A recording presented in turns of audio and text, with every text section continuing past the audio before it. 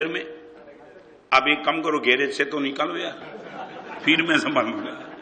और आपको लगता है अटक जाती है, मुझे ड्राइविंग सीट पे बिठा दो, मैं चलाऊंगा, तुम बैक सीट बैठ जाओ।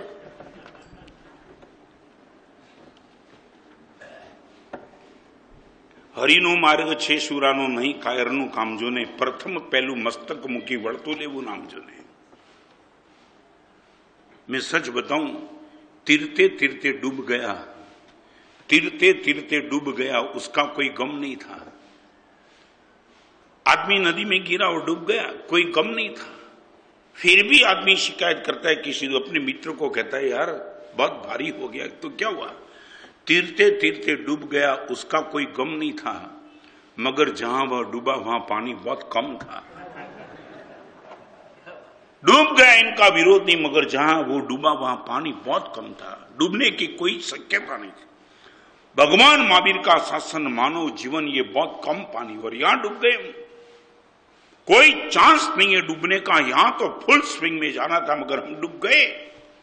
क्या कारण? चैलेंज उठाने की बात आई और हम ना बोल के बैठे।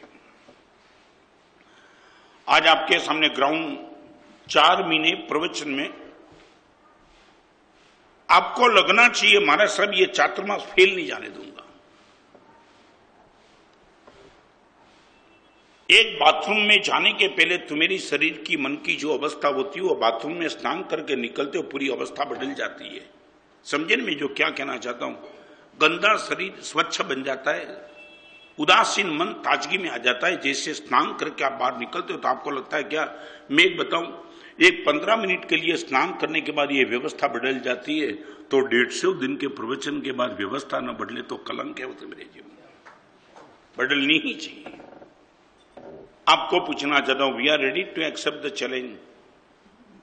सीधा बाहर निकल जाएंगे, उसको मैं एक बार बताऊं, मुझे कोई नुकसान नहीं। हमारे वहां उपाध्याय यशवी जी महाराज ने एक अच्छा शब्द लिखा है, और वही शब्दों को लेकर के जिंदगी भर तक प्रवचन का हौसला बना रहता है। हमारे वहां एक शब्द लिखा है कि व्यापारी दुकान में जब इनके पास ग्राहक आता है और व्यापारी हर तरह का माल दिखाता है, और 1 भी रुपये का माल जब ग्राहक नहीं लेता तो व्यापारी को कोई लाभ नहीं होता है। रिपीट करना चाहता हूं, आपके व्यापार और हमारे व्यापार में एक फर्क लिखा है उपाध्याय जी महाराज ने। माल दिखाने के बावजूद भी ग्राहक यदि माल नहीं लेता है तो व्यापारी की इनकम कोई बढ़ती नहीं है। मगर हमारे वहां वो शब्द लिखा है कि हित बुद्धि से प्रवचन करने वाला साधु परमात्मा के वचन का माल जब दिखाता है, तब लेने वाला कोई हो या न हो, मगर अगले जन्म में ये माल मिलने का बुकिंग पक्का हो जाता है। हम इसलिए बोलते हैं। हमारे वहां उपाध्याय जी ने लिखा कि तेरे प्रवचन की बात कोई सुने न सुने, स्वीकार करे या न स्वीकारे, मगर तू प्रवचन की बात करता है भगवान महावीर के वचन की, अगले जन्म में तुझे ये वचन मिलना बिल्कुल पक्का हो जाता है। Therefore I am speaking to you. कोई दुख नहीं है, 1-1 घंटे प्रवचन का मेरा श्रम आप निष्फल भी जाने दो और कोई बदलाव नहीं ना हो, मुझे कोई फर्क नहीं पड़ता है। बताऊं महावीर जी, लॉजिकली बताऊं, स्टेशन पे गाड़ी ट्रेन लेकर के गया और एक भी पैसेंजर ट्रेन में नहीं बैठा, फिर भी ड्राइवर को तनख्वाह मिलेगा कि नहीं मिलेगा? 100%।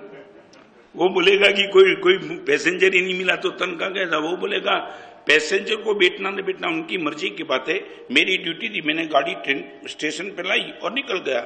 ये मेरी स्थिति है, मैं ट्रेन का ड्राइवर हूं। इस गाड़ी में पैसेंजर बैठो या न बैठो, मैं मस्त हूं।